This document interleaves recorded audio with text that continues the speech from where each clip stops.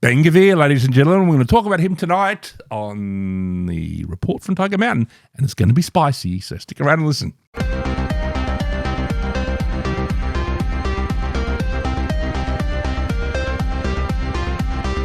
All right. I'd just like to take this opportunity to congratulate Ben-Gvir. I think this man is probably done more for anti-Israel sentiment around the world than any other single person on the planet, ladies and gentlemen. You know what I mean? I think he is like a walking advert to dislike Israel. You know what I mean? So I just think he's doing fantastic work. You know, it's like when your enemy is kind of like making mistakes like Ben-Gvir, don't interrupt him. You know what I mean? He is just, I mean, really, is there anyone more repulsive on the global stage than Ben-Gvir? I don't think there is. You know what I mean? He wants to hang, like Palestinians, I don't know, women and children, just because whatever, you know.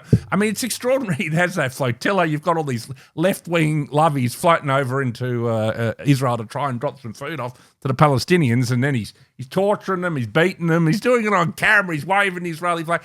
He is a walking advert for people who dislike Israel. You know what I mean? So I think it's an own goal, ladies and gentlemen. It's an own goal. Ben-Gvir is an own goal. You know what I mean? Like, obviously, the government is tried to chastise them a little, but they have a lot of trouble controlling their most radical elements, the Israelis. So while they might have hummed and hawed about what he's done, they've hardly removed him from power. He obviously celebrated victory recently with his ability to bring in the death penalty to people he considered to be terrorists, which is basically anybody he feels like it.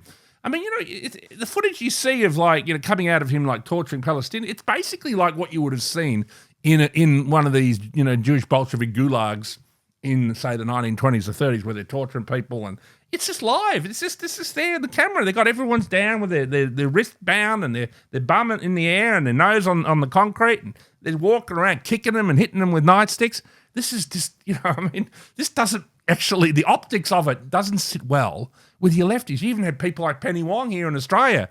Obviously the Labor Party doesn't want to, criticise Israel much, but they just couldn't. They had to say something. She came out and said something. I even think Elbow's come out and said something. So, you know what I mean? This is it. So I think Ben-Gvir, you really just got to let him run amok because, the world completely hates Israel at the moment, and by the time he's finished, the place probably will no longer exist.